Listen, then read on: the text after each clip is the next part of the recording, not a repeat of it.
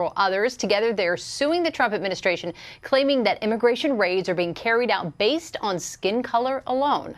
Now, in court today, a federal judge, a Biden appointee, appeared to agree with that and wrote a tentative ruling against the Trump administration, according to Fox sources. The government, of course, pushing back on this accusation, arguing that the arrests are based off of intelligence and surveillance, not race. A conservative activist says there are still far too many people who support Democrats in their rhetoric that is encouraging violence against federal immigration officers. Homeland Security Secretary Kristi Noem is calling out Democrats for pushing back against immigration and customs enforcement officers who are trying to round up criminal aliens and deporting them out of the country.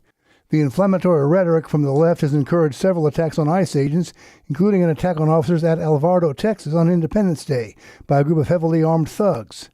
Noem says these targeted attacks against these law enforcement officers is a dangerous situation and a problem that is getting worse. Some of these Democrat leaders in some of these communities and states are really elevating the emotion out there and lying and putting these officers' lives in jeopardy. So I'm hopeful that people remember that they are just upholding the rule of law and remember what our streets were like under the last administration, how dangerous it was, and that President Trump and these ICE officers are going after murderers and rapists, people who are trafficking our children. These ICE officers are patriots. Gary Bauer is chairman of the Campaign for Working Families. He says he doesn't know how this will all play out politically. But it would take a whole lot of people that say they're moderates to start voting for conservative candidates. There's a little bit of a sign of that, but I'm not seeing anything right now that indicates that we're on the way to the kind of landslide elections that Ronald Reagan was able to pull off for 2 terms. I'm Chad Groening. Almost a year after an assassination attempt against then presidential candidate Donald Trump in Butler, Pennsylvania, some Secret Service agents are facing consequences. Chanley Painter explains. In the aftermath of the failed assassination attempt, the Secret Service suspended 6 agents, including one person who was part of Trump's protective detail, but did not fire them. Deputy Director Matt Quinn told CBS News, quote, "We aren't going to fire our way out of this. We're going to focus on the root cause and fix the deficiencies that put us in that situation.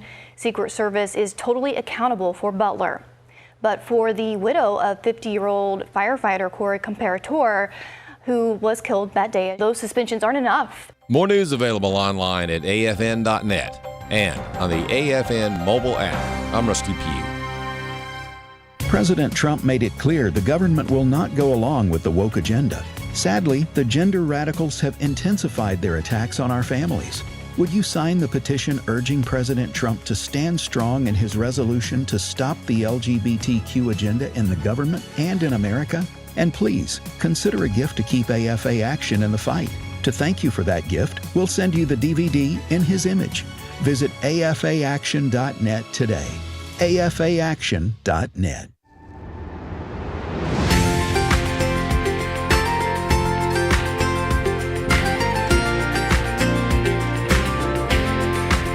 Welcome to Real Truth for Today with Pastor Jeff Schreve, Senior Pastor of First Baptist Church in Texarkana, Texas. Now, here's Pastor Jeff. Well, good Friday morning and welcome to Real Truth for Today. Pastor Jeff Schreve here. Hope you're having a great morning. Looking forward to the weekend. Debbie and I are going to Little Rock this weekend and to see my youngest daughter. We're looking forward to some time away, and then we have a big family trip planned later in next week, and so we always get excited when all the grandkids get together and the siblings get together, so that's going to be a lot of fun. Well, I have in the studio today with me my friend Dr. Sudheer Jayaprabhu, and there will be a test later to spell his name. Sudheer is born in India, came to America when you were 10? 8 years old. 8 years old. His dad was a professor at Dallas Theological Seminary. He was student. Student. And pastored. And Sudheer grew up at First Baptist Dallas, if I remember correctly, Correct. Along with his brother. And he has been a gynecologist, obstetrician now for how many years, Sudheer? For 25 years. 25 years. I think I've delivered, I was kind of trying to calculate how many babies I've delivered, probably around 4,000 or so. Oh, wow. Up to 5,000, so. Yeah, and so we're going to talk today about the subject of abortion and the abortion pills, and you know that in the big beautiful bill, Trump's bill that he got passed by the Senate and the House, signed into law, Planned Parenthood gets defunded, and the $500,000 a year. Or 500 million. It's 500 million. Yeah, it's crazy amount of money that the taxpayers are giving to this this organization that exists to murder babies, to rip babies apart in the womb. And in case you wonder, what does the Bible have to say about that? Many passages. I want to read to you from Ezekiel 16. Then the word of the Lord came to me, Ezekiel says, saying, Son of man, make known to Jerusalem her abominations. And then it begins to list abominations. And here is what it says in verse 21. You slaughtered verse 20. Moreover, you took your sons and daughters, whom you had borne to me, and sacrificed them to idols to be devoured. Were your harlotries so small a matter? You slaughtered my children and offered them up to idols by causing them to pass through the fire. Passing through the fire was how they would offer their babies to the gods of the Canaanites. Molech was a god of the Ammonites. Chemosh was a god of the Moabites.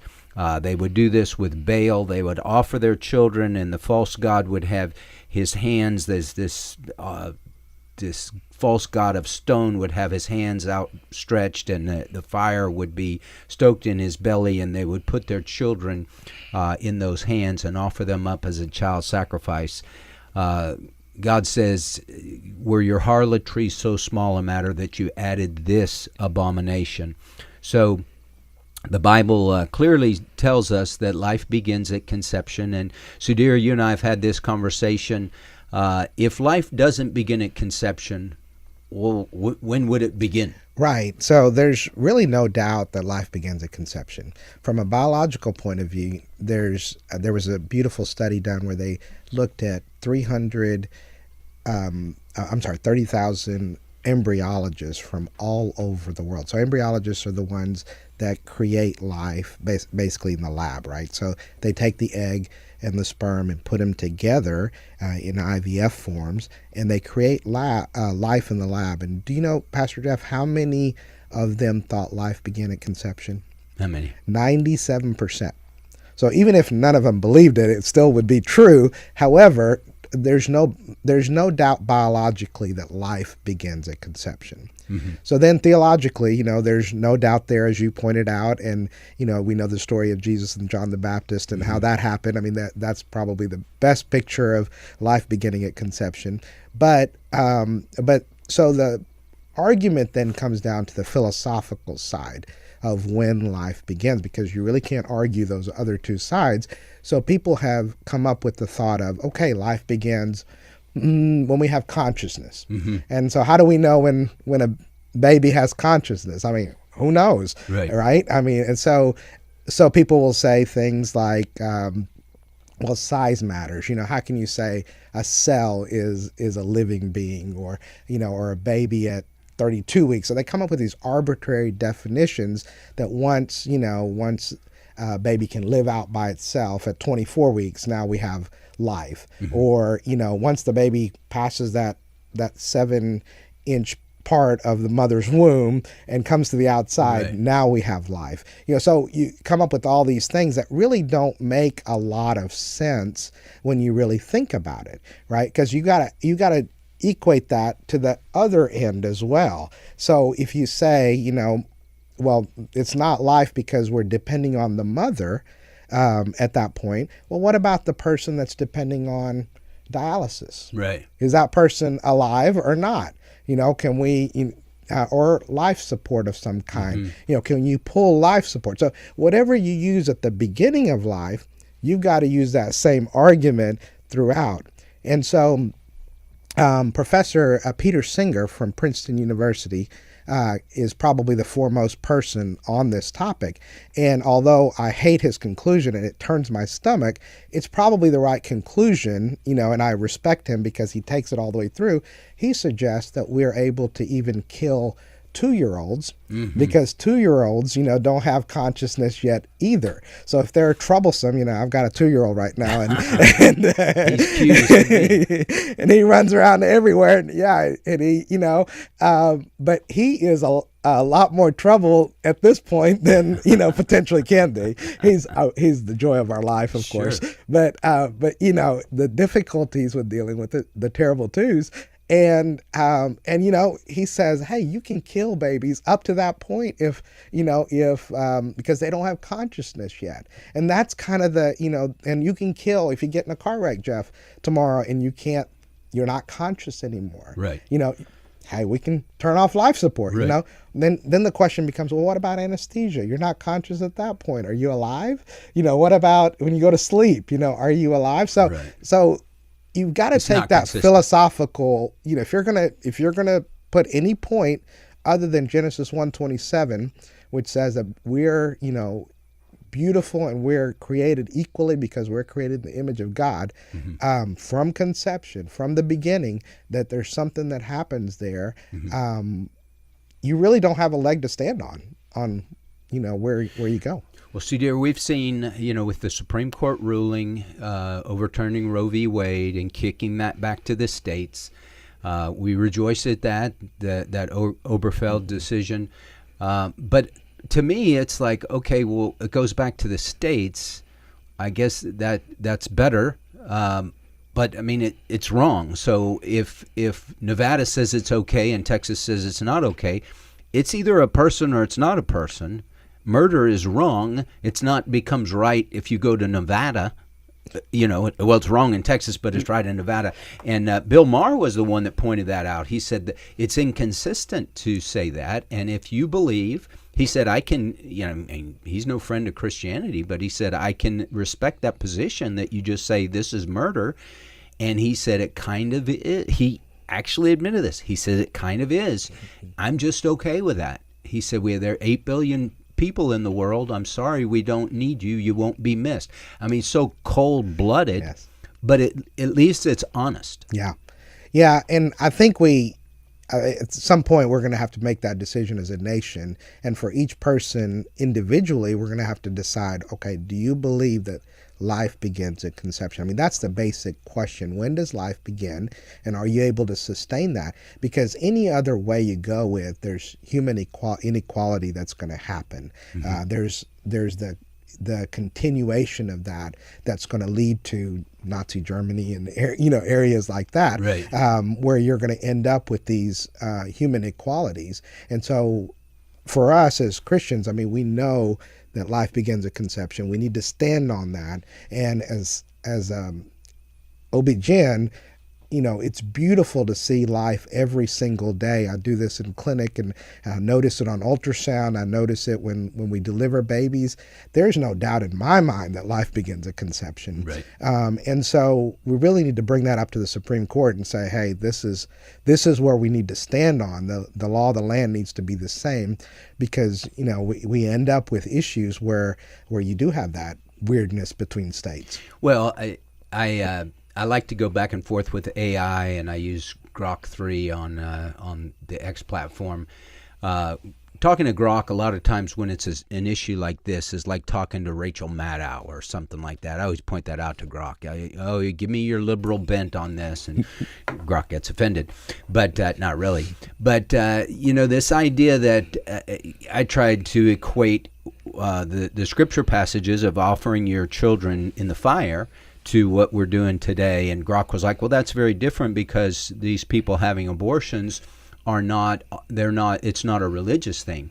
But it really is. It's this idea that I have autonomy, I can do whatever I want, my body, my choice. I want to live immorally, perhaps, because so many women have multiple abortions. It's not just, all these abortions that are all different women. A lot of them are 2, 3, 4, right. Whatever it is. but it's their way of saying, I'm my own God. I want to party and do whatever I want. It's sickening.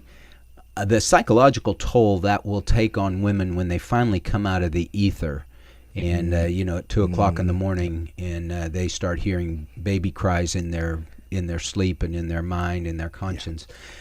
You really feel for those women.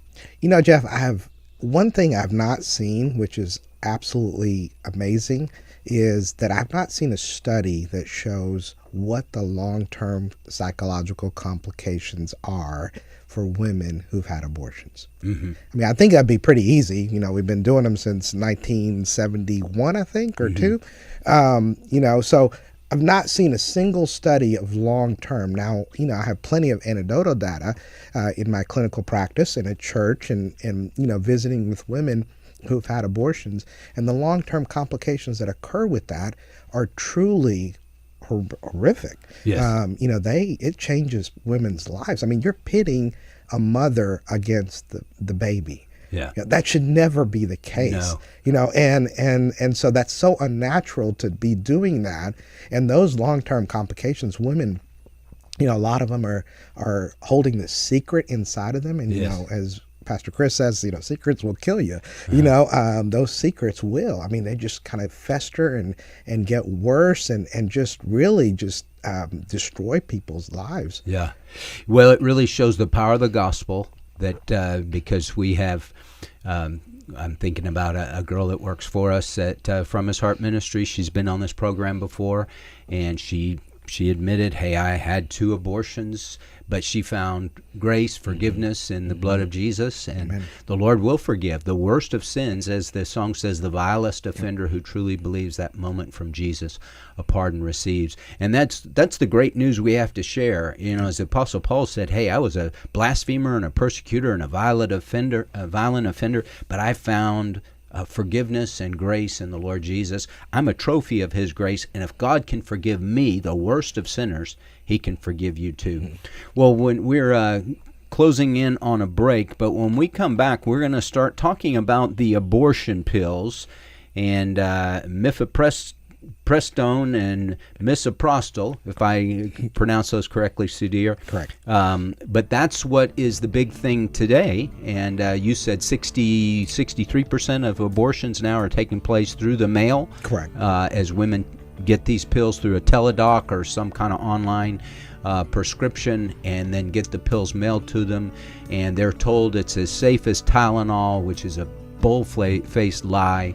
And these women are having lots of complications. You're seeing them come into the clinic, to the ER, and we're having to deal with those complications. Yeah, it's a terrible thing, and so we need to be told the truth.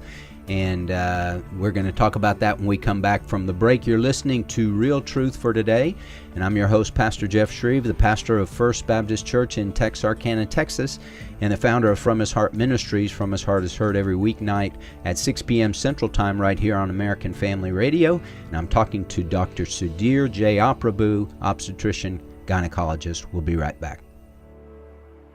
Hi, I'm Jan Harper.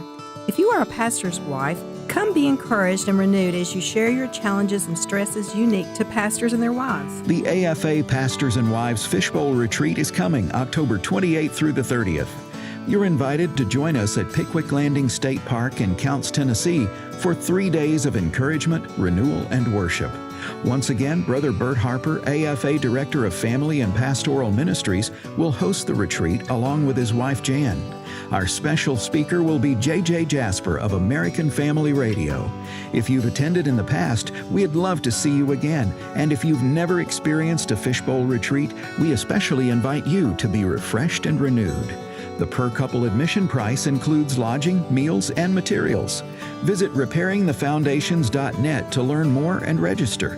That's repairingthefoundations.net. The AFA Pastors and Wives Fishbowl Retreat. We'd love to see you there. Jerusalem, oh Jerusalem, how many times I would have taken you under my wings. They had everything that was necessary for them to know Jesus and follow Him, and they went their way. I think for nations, for individuals, there is a day that you have to make the decision to respond to the Lord and it might be that the door of opportunity after that shuts. Exploring the Word, weekdays 3 p.m. Central on AFR. Hello, I'm Sam Rohr, president of the American Pastors Network, a growing national network of pastors committed to the authority of Scripture and preaching the whole counsel of God. We believe biblical obedience is the foundation for revival, and impacting our culture for Christ is our duty.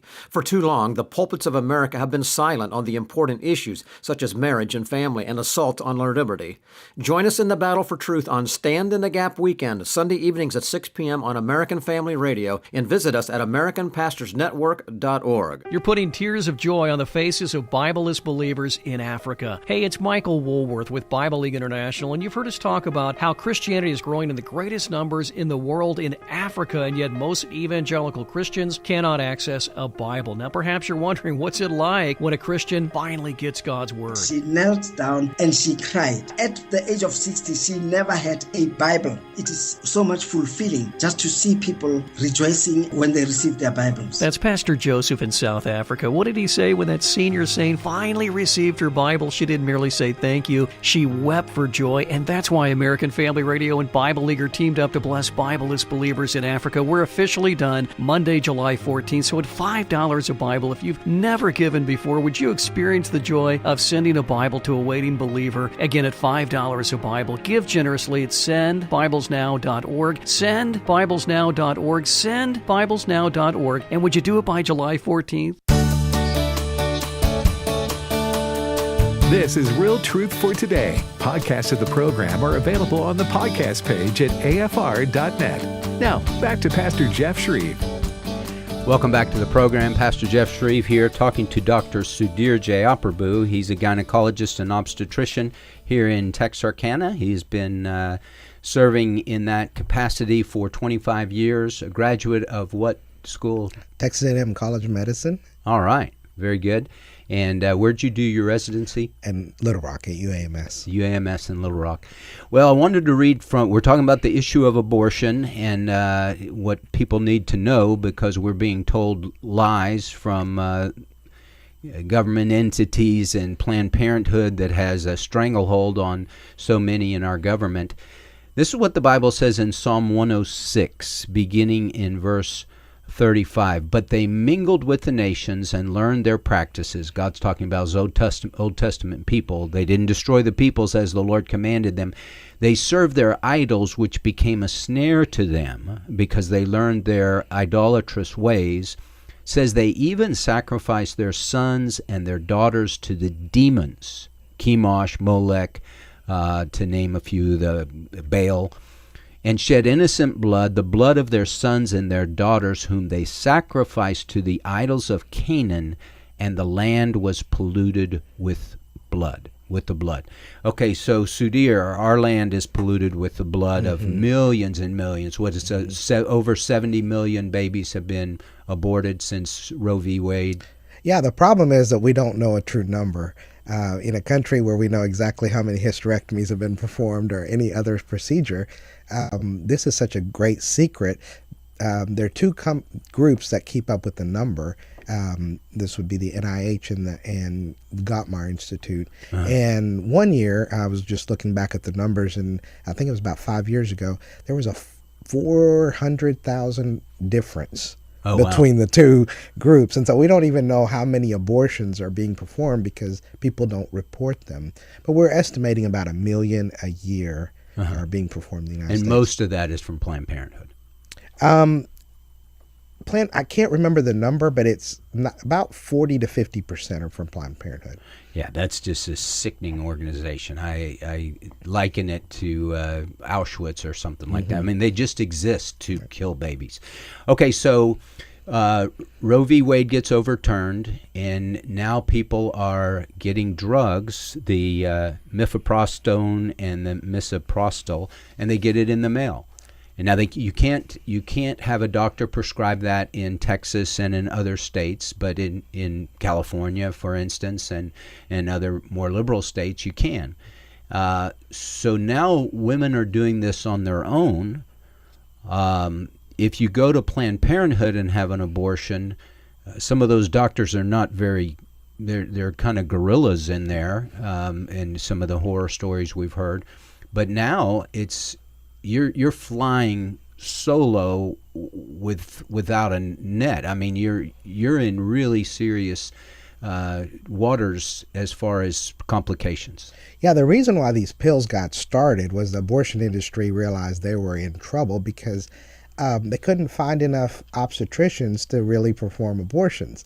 So 90% of obstetricians don't perform abortions. So only, you're getting down to the 10% that may, and so they just didn't have enough. They're at a staffing problem, essentially. So they came up with this idea of using pills that women can do on their own, and they got it through the FDA right at the end of Clinton's era. And as he was leaving, they rushed it through with the idea that this was supposed to be a life-saving measure, and that's the rush method that they used to get it through. I mean, can you imagine life-saving? I mean, pregnancy is such a life-giving condition, right. and you bring it through that, and they had all these restrictions that they put in, like in person and having an in-person visit, making sure that the person prescribing it followed you through for the complications.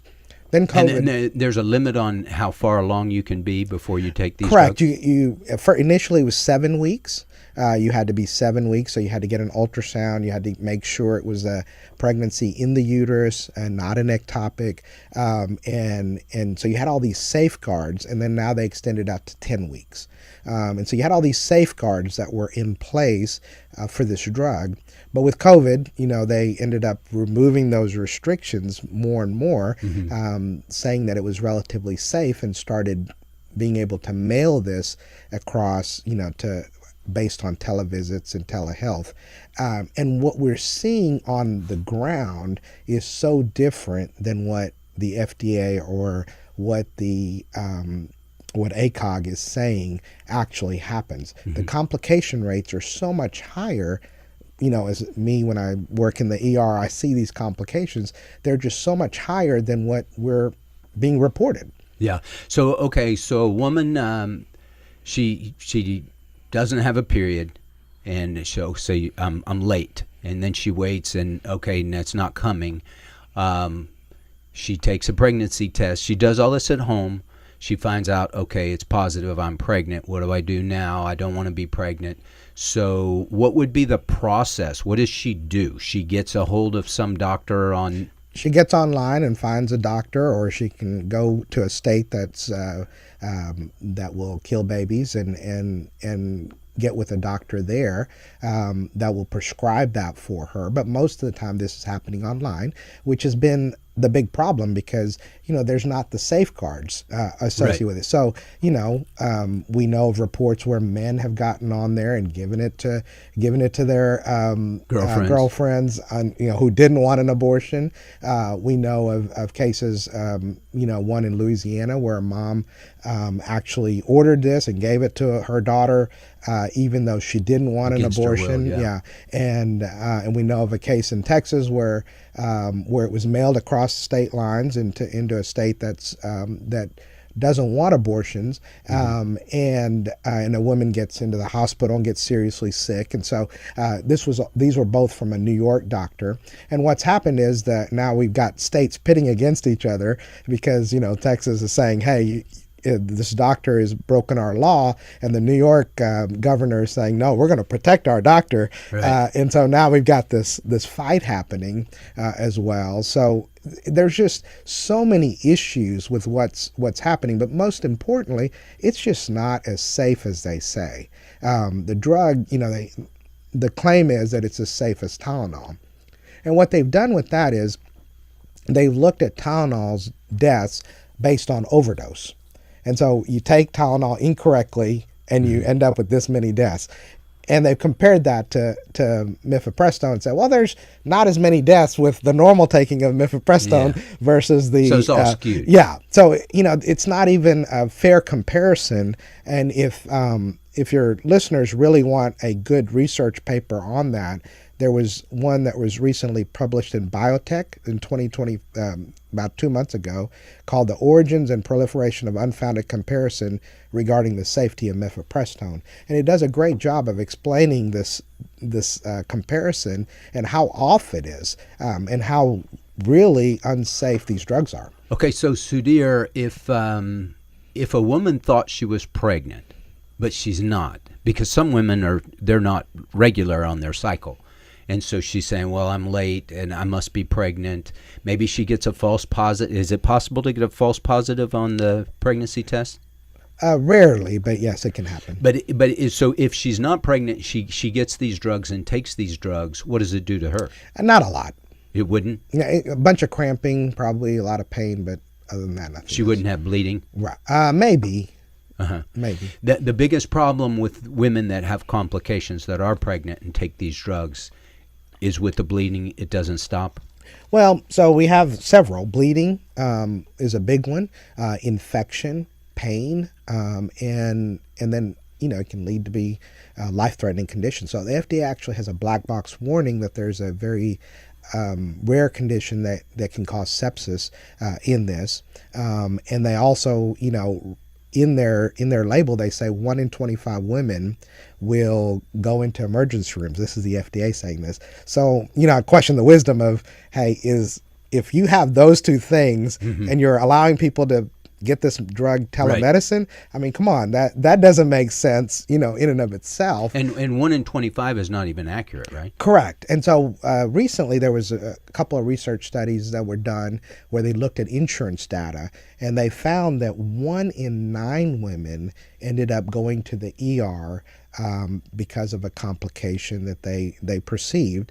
It was all ER data that they went into the ER. So the pushback on that is, well, that's not really a complication. Going to the ER is not really a complication, right? So it kind of depends on what you define complication. So if some of the data that you see, they've taken out that going to the ER is a complication, pain.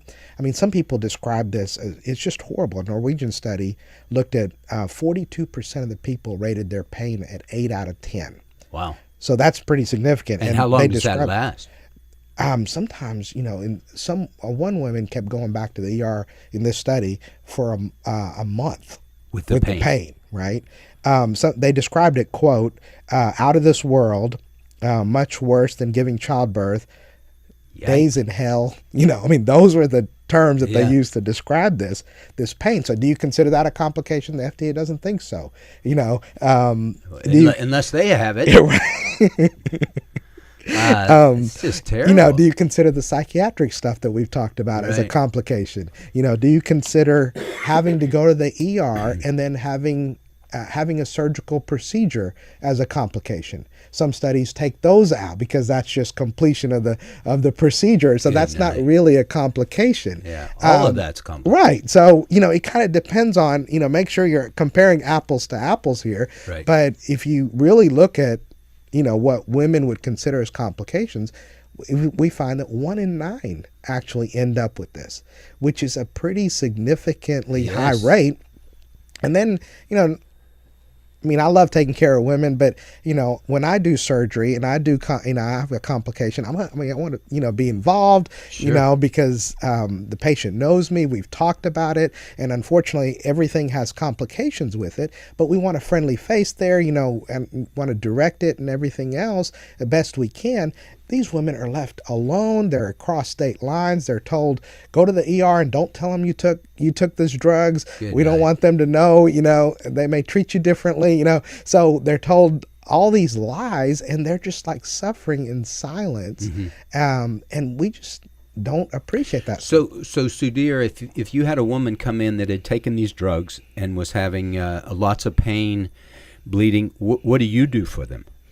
Depends on what. Well, first, obviously, we'd evaluate what's happening. So if there's a heartbeat, that's a different story than if there isn't. So if a woman has taken this drug, and this is for your listeners overall, if they can get to us immediately, if they change their mind, and so because I belong to a network called Abortion Pill Reversal Doctors, and I get calls every so often about women who get this drug across state lines, and they say they take the first dose in the emotional moment, and then they say, Dr. J, please save my baby, Right. And so there is a progesterone that we can give to reverse it. It knocks off the mifepristone, the progesterone does, and works in reversing. It's not 100%.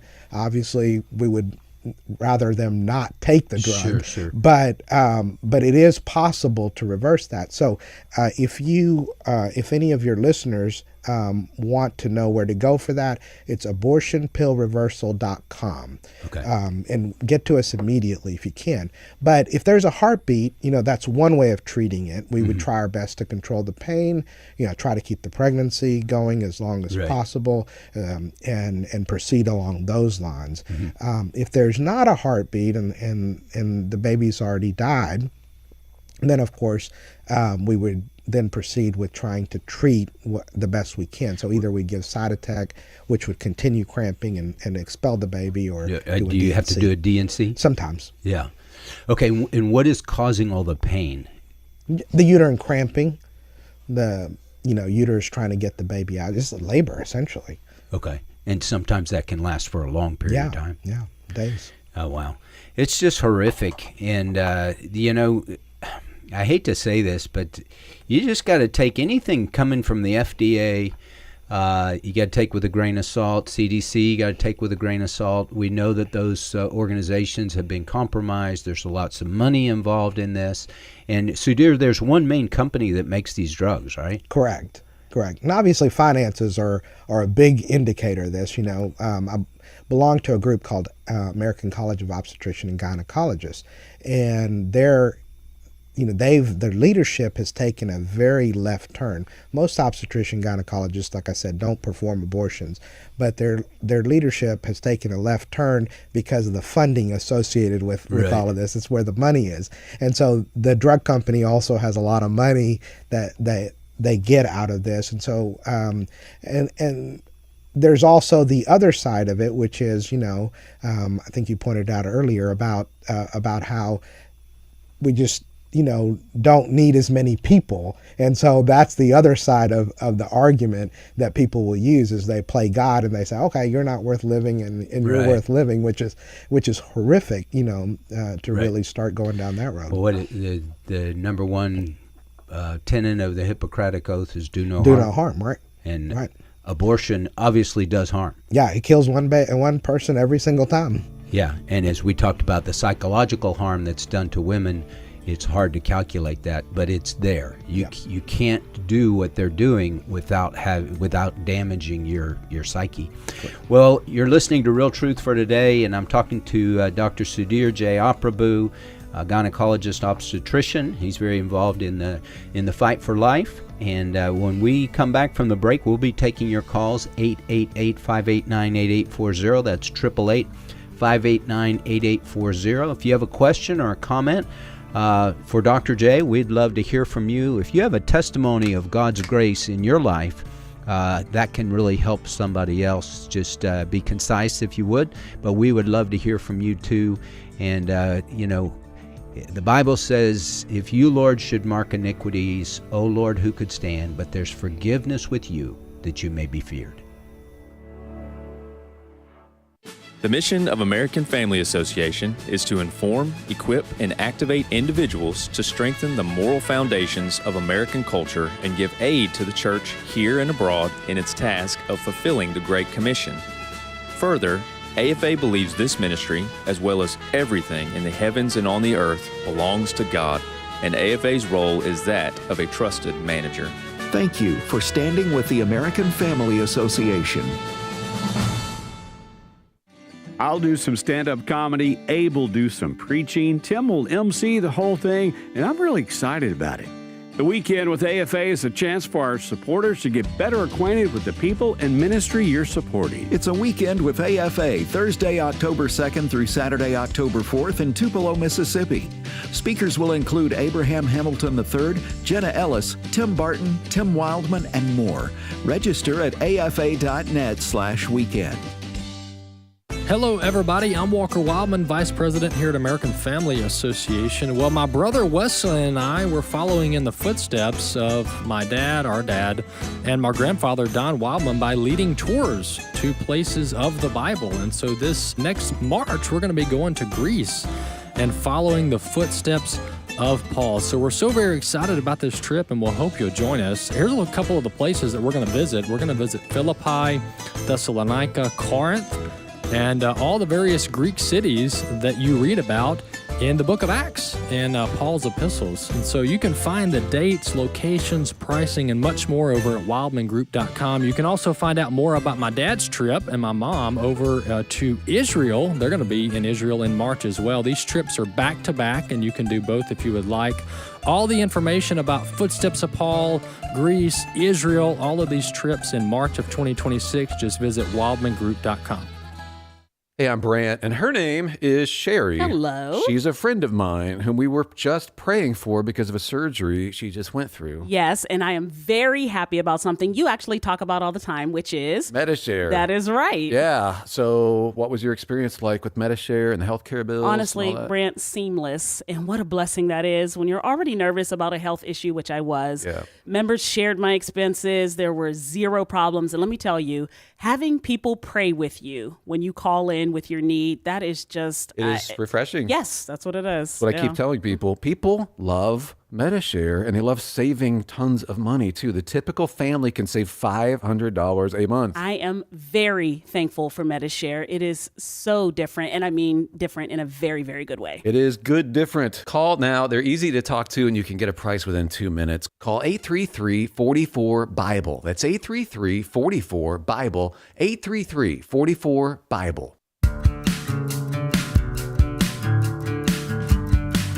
If you'd like to contact Pastor Jeff, email pastorjeff@fromhisheart.org. Now, back to Real Truth for Today with Pastor Jeff Schreve. Welcome back to the program. Pastor Jeff here, talking to my good friend, Dr. Sudheer Jayaprabhu. Sudheer is a deacon in our church. He was chairman of the deacons last year, and just a super guy with a great testimony. He's a gynecologist obstetrician here in Texarkana, and we're talking about the issue of abortion and the abortion drugs that people are taking. Women are taking mifepristone and misoprostol, and the lies that we're being told by the abortion industry that it's as safe as Tylenol. That's just not true. And if you do one of my frustrations with AI, they just parrot back. I told AI this morning as I was having an argument with Grok. I said, I feel like I'm talking to Rachel Maddow.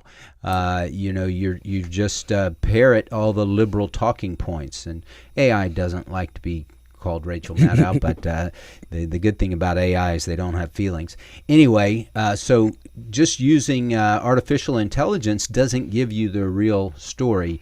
Why is this happening? Well, the Bible tells us, but realize this, 2 Timothy 3:1, that in the last days difficult times will come, for men will be lovers of self, lovers of money, as we read in 1 Timothy chapter 6, for the love of money is the root of all sorts of evil, and some by longing for it have wandered away from the faith and have pierced themselves with many griefs.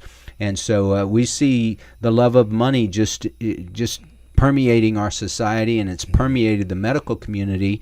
And Sudheer, I don't think if you go back 50 years ago, 60 years ago, it seemed like doctors were in it for the right reason. You go back even longer than that, you had a country doctor that would go to people's homes and get paid in chickens or whatever he got paid. I mean, there wasn't this get rich quick by being a doctor scheme.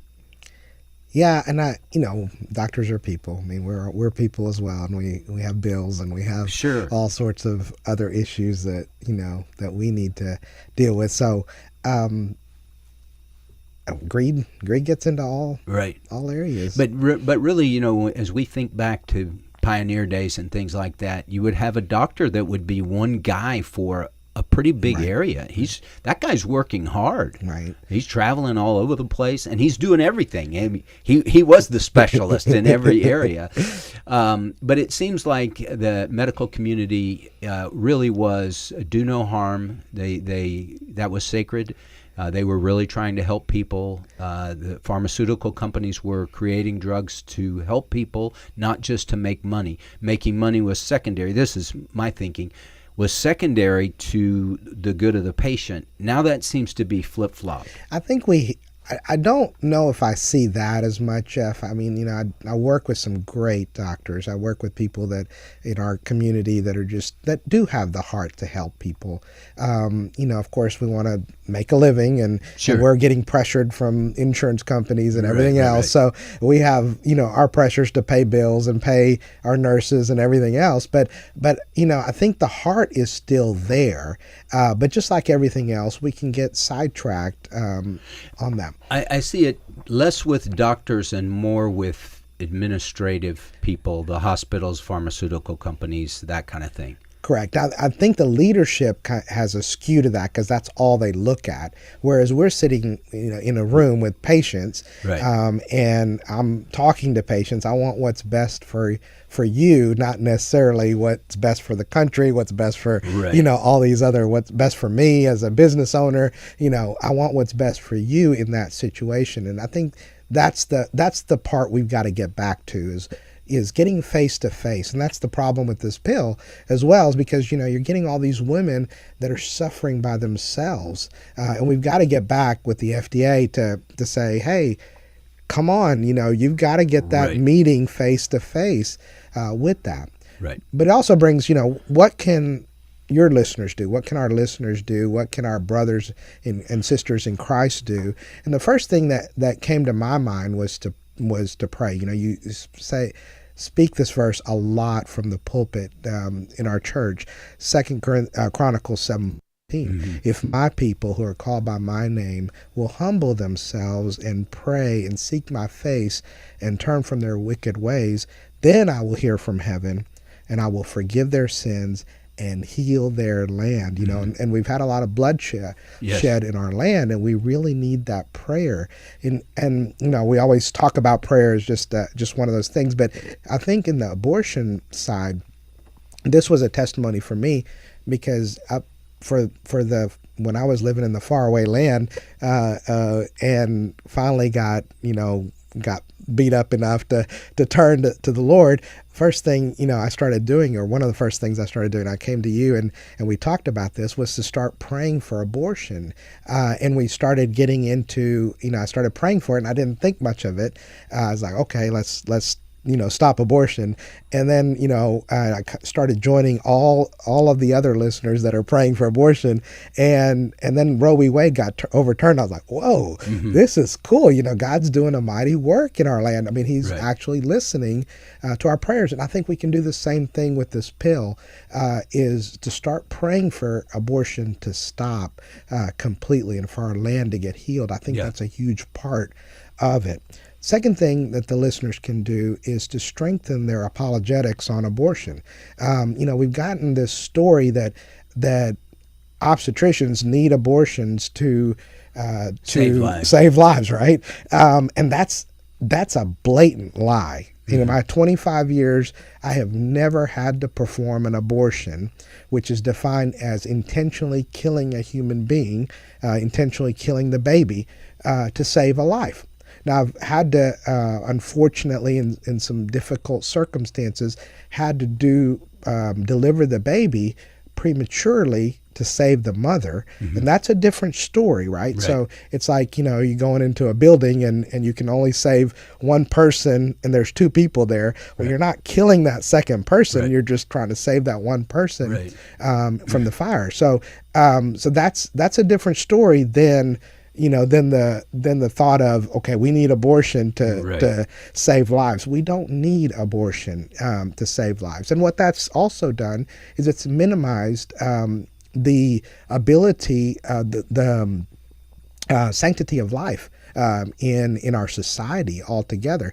I hear us sometimes saying, and I've been guilty of this as well. Well, I'm against abortion except in the cases of rape and incest. I mean, there should be no reason where we're for abortion. I don't say, I'm against murder except, if somebody comes into my house and I have to shoot them.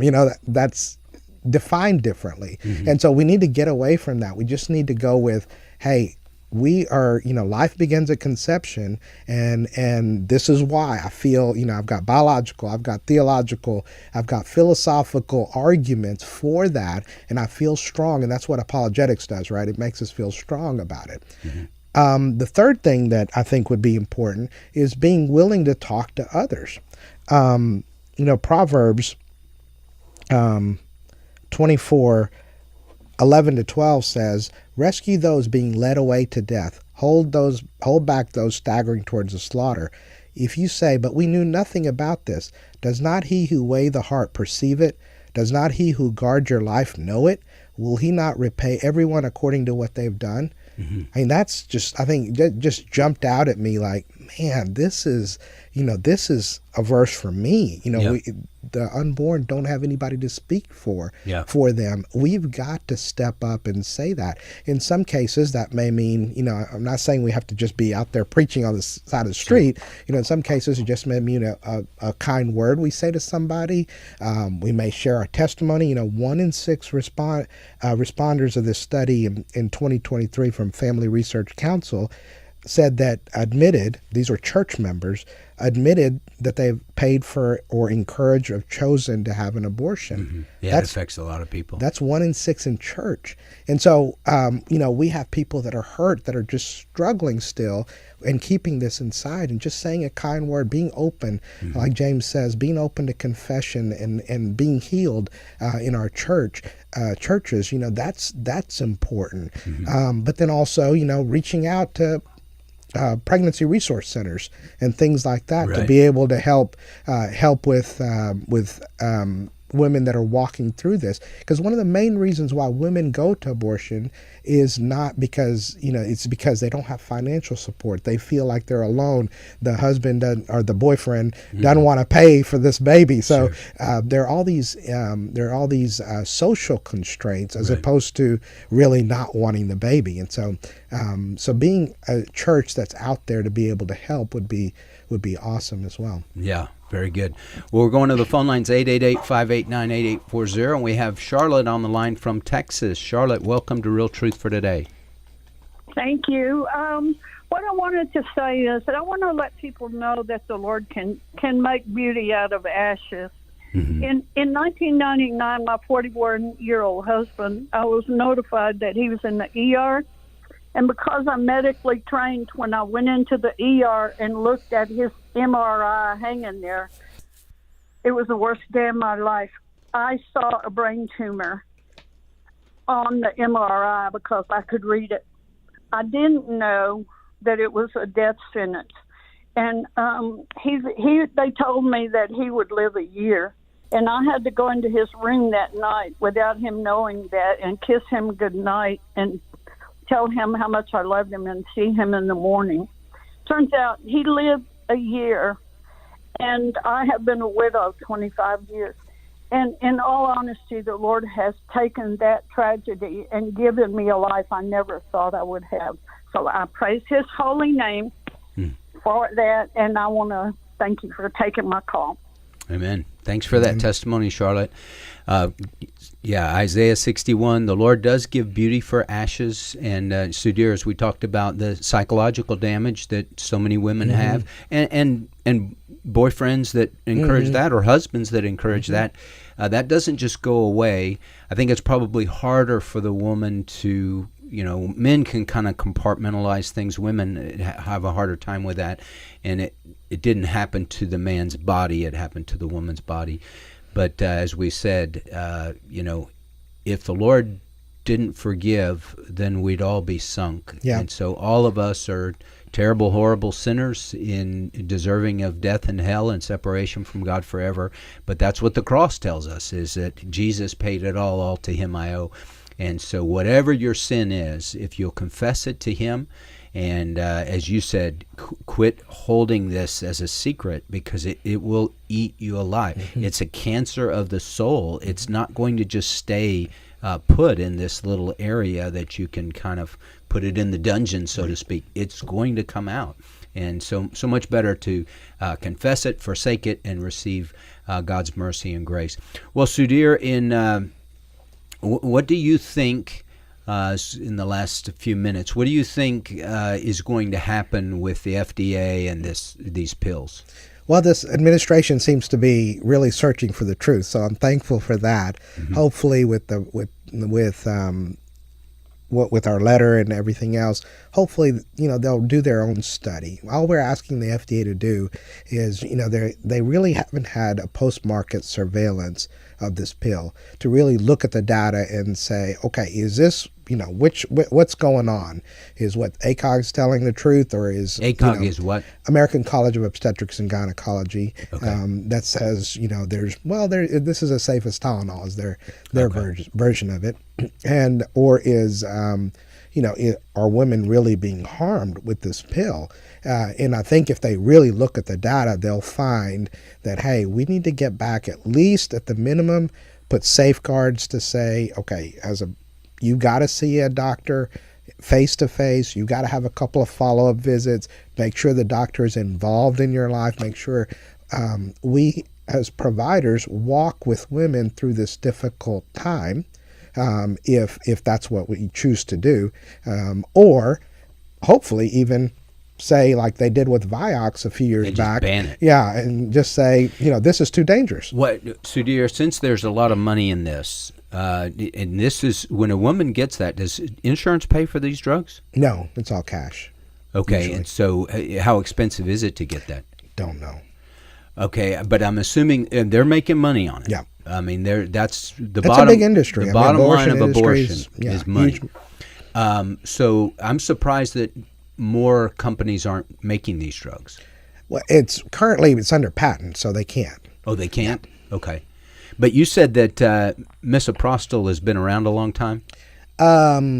Yes. But not the mifepristone. Mifepristone's, I think, got approved when was Clinton in office? In the 90s. Yeah, so it was probably about maybe 20 years. Would be my guess. Okay, and that was that one company, whatever the name of the company is. Can you imagine that's your claim to fame? Right. That you have a drug that kills babies. It's just horrific. Well, Sudheer Jayaprabhu has been my guest today, and Sudheer's a dear friend and just a wonderful husband and dad and man of God, and it makes a difference in our church every day. It makes a difference in many, many lives as a medical professional here in the Texarkana area, gynecologist, obstetrician. And Sudheer, thanks for coming on today. Well, thank you so much, Jeff. I appreciate it. Well, and I appreciate you, the listeners. And hey, if you had a question or a comment and you just didn't feel comfortable bringing that up on the air, you can always get me, Pastor Jeff at fromhisheart.org. I can get a message to Sudheer if you have a message for him or a question, and we want to help you any way we can. Hey, go out today, shine for Christ, and share what great things the Lord has done for you, and know that God will use you as His witness. God bless you. The views and opinions expressed in this broadcast may not necessarily reflect those of the American Family Association or American Family Radio. Faith, family, freedom. American Family Radio.